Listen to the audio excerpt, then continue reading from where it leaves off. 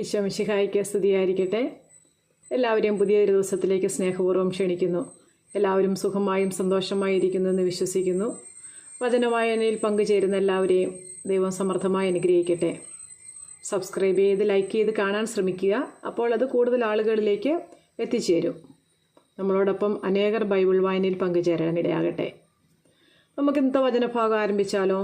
ഇന്ന് നമ്മൾ വായിക്കാൻ പോകുന്ന ഭാഗം വിശുദ്ധ ലൂക്കായുടെ സുവിശേഷം അധ്യായം 10. 72 പേരെ അയക്കുന്നു.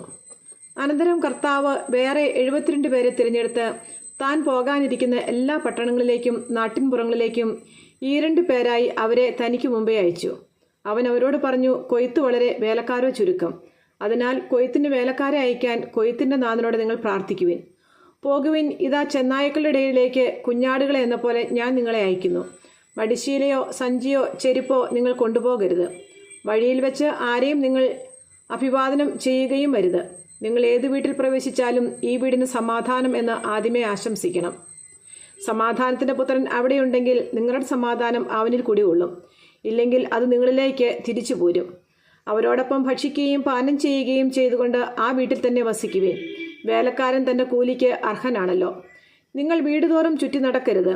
ഏതെങ്കിലും നഗരത്തിൽ നിങ്ങൾ പ്രവേശിക്കുകയും അവർ നിങ്ങളെ സ്വീകരിക്കുകയും ചെയ്യുമ്പോൾ നിങ്ങൾക്ക് വിളമ്പുന്നത് ഭക്ഷിക്കുവേൻ. അവിടെയുള്ള രോഗികളെ സുഖപ്പെടുത്തുവേൻ.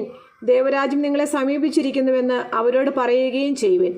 നിങ്ങൾ ഏതെങ്കിലും നഗരത്തിൽ പ്രവേശിക്കുമ്പോൾ അവർ നിങ്ങളെ സ്വീകരിക്കാതിരുന്നാൽ തെരുവിലിറങ്ങി നിന്നുകൊണ്ട് പറയണം, നിങ്ങളുടെ നഗരത്തിൽ നിന്ന് ഞങ്ങളുടെ കാലുകളിൽ പറ്റിയിട്ടുള്ള പൊടി പോലും നിങ്ങൾക്കെതിരെ ഞങ്ങൾ തട്ടിക്കളയുന്നു. എന്നാൽ ദൈവരാജ്യം സമീപിച്ചിരിക്കുന്നുവെന്ന് നിങ്ങൾ അറിഞ്ഞുകൊള്ളുവിൻ. ഞാൻ നിങ്ങളോട് പറയുന്നു, ആ ദിവസം സൊദോമിൻ്റെ സ്ഥിതി ഈ നഗരത്തിൻ്റെതിനേക്കാൾ സഹനീയമായിരിക്കും. അനുദപിക്കാത്ത നഗരങ്ങൾ.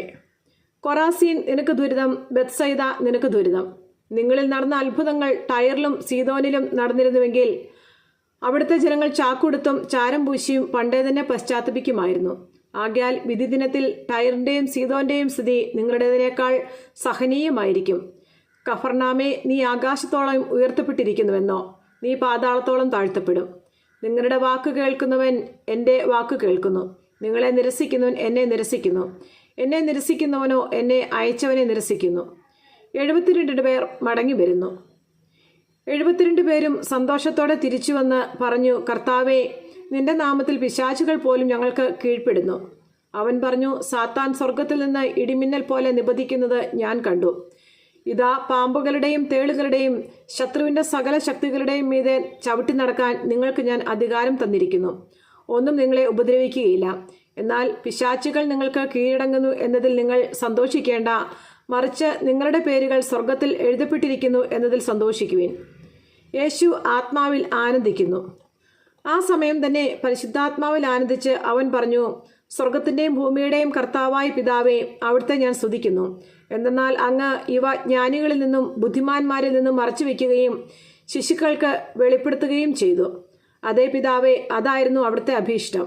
എല്ലാ കാര്യങ്ങളും പിതാവിനെ ഏൽപ്പിച്ചിരിക്കുന്നു. പുത്രനായിരുന്നു പിതാവല്ലാതെ ആരും ഗ്രഹിക്കുന്നില്ല. പിതാവായിരുന്നു പുത്രനും. പുത്രൻ ആർക്ക് വെളിപ്പെടുത്താൻ ആഗ്രഹിക്കുന്നുവോ അവനുമല്ലാതെ മറ്റാരും ഗ്രഹിക്കുന്നില്ല. അവൻ ശിഷ്യന്മാരുടെ നേരെ തിരിഞ്ഞ് അവരോട് മാത്രമായി പറഞ്ഞു, നിങ്ങൾ കാണുന്നവ കാണുന്ന കണ്ണുകൾ ഭാഗ്യമുള്ളവ.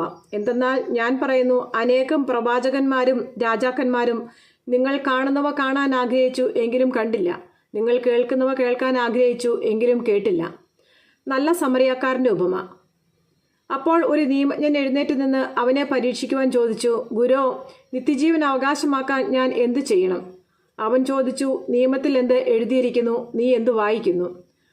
അവൻ ഉത്തരം പറഞ്ഞു, നീ നിന്റെ ദൈവമായ കർത്താവിനെ പൂർണ്ണ ഹൃദയത്തോടും പൂർണ്ണ ആത്മാവോടും പൂർണ്ണ ശക്തിയോടും പൂർണ്ണ മനസ്സോടും കൂടെ സ്നേഹിക്കണം, നിന്റെ അയൽക്കാരനെ നിന്നെ പോലെയും. അവൻ പ്രതിവചിച്ചു, നീ ശരിയായി തന്നെ ഉത്തരം പറഞ്ഞു. ഇതനുസരിച്ച് പ്രവർത്തിക്കുക, നീ ജീവിക്കും. എന്നാൽ അവൻ തന്നെ സാധൂകരിക്കാൻ ആഗ്രഹിച്ച് യേശുവിനോട് ചോദിച്ചു, ആരാണ് എൻ്റെ അയൽക്കാരൻ? യേശു പറഞ്ഞു, ഒരുവൻ ജെറുസലേമിൽ നിന്ന് ജെറീക്കോയിലേക്ക് പോവുകയായിരുന്നു. അവൻ കവർച്ചക്കാരുടെ കയ്യിൽപ്പെട്ടു. അവർ അവൻ്റെ വസ്ത്രങ്ങൾ വിരിഞ്ഞെടുത്ത് അവനെ പ്രഹരിച്ച് അർദ്ധപ്രാണനാക്കിയിട്ട് പോയിക്കളഞ്ഞു. ഒരു പുരോഹിതൻ ആ വഴിയെ വന്നു അവനെ കണ്ട് മറുവശത്തുകൂടെ കടന്നുപോയി. അതുപോലെ ഒരു ലേവായനും അവിടെ വന്നപ്പോൾ അവനെ കണ്ടെങ്കിലും കടന്നുപോയി. എന്നാൽ ഒരു സമരിയാക്കാരൻ യാത്രാമധ്യേ അവൻ കിടന്ന സ്ഥലത്ത് വന്നു. അവനെ കണ്ട് മനസ്സലിഞ്ഞ് അടുത്തു ചെന്ന് എണ്ണയും വീഞ്ഞും ഒഴിച്ച് അവൻ്റെ മുറിവുകൾ വെച്ച് കെട്ടി തൻ്റെ കഴുതയുടെ പുറത്ത് കയറ്റി ഒരു സത്രത്തിൽ കൊണ്ടുചെന്ന് പരിചരിച്ചു. അടുത്ത ദിവസം അവൻ സത്രം സൂക്ഷിപ്പുകാരൻ്റെ കയ്യിൽ 2 ധനാറ കൊടുത്തിട്ട് പറഞ്ഞു, ഇവൻ്റെ കാര്യം നോക്കിക്കൊള്ളണം. കൂടുതലായി എന്തെങ്കിലും ചെലവാകുന്നെങ്കിൽ ഞാൻ തിരിച്ചു വരുമ്പോൾ തന്നുകൊള്ളാം. കവർച്ചക്കാരുടെ കയ്യിൽപ്പെട്ട ആ മനുഷ്യന് ഈ മൂവരിൽ ആരാണ് അയൽക്കാരനായി വർത്തിച്ചത്? അവനോട് കരുണ കാണിച്ചവനെന്ന് ആ നിയമജ്ഞൻ പറഞ്ഞു. യേശു പറഞ്ഞു, നീയും പോയി അതുപോലെ ചെയ്യുക. മർത്തായും മറിയവും. അവർ പോകുന്ന വഴി അവൻ ഒരു ഗ്രാമത്തിൽ പ്രവേശിച്ചു. മർത്ത എന്നു പേരുള്ള ഒരുവൾ അവനെ സ്വഭവനത്തിൽ സ്വീകരിച്ചു. അവൾക്ക് മറിയം എന്നു പേരായ ഒരു സഹോദരി ഉണ്ടായിരുന്നു. അവൾ കർത്താവിൻ്റെ വചനങ്ങൾ കേട്ടുകൊണ്ട് അവൻ്റെ പാദത്തിങ്കൽ ഇരുന്നു. മർത്തായാകട്ടെ പലവിധ ശുശ്രൂഷകളിൽ മുഴുകി വ്യഗ്രചിത്തയായിരുന്നു. അവൾ അവൻ്റെ അടുത്ത് ചെന്ന് പറഞ്ഞു, കർത്താവേ, ശുശ്രൂഷയ്ക്കായി എൻ്റെ സഹോദരി എന്നെ തനിയെ വിട്ടിരിക്കുന്നത് നീ ശ്രദ്ധിക്കുന്നില്ലേ? എന്നെ സഹായിക്കാൻ അവളോട് പറയുക. കർത്താവ് അവളോട് പറഞ്ഞു, മർത്ത, മർത്ത, നീ പലതിനെക്കുറിച്ചും ഉത്കണ്ഠാകുലയും അസ്വസ്ഥയുമായിരിക്കുന്നു.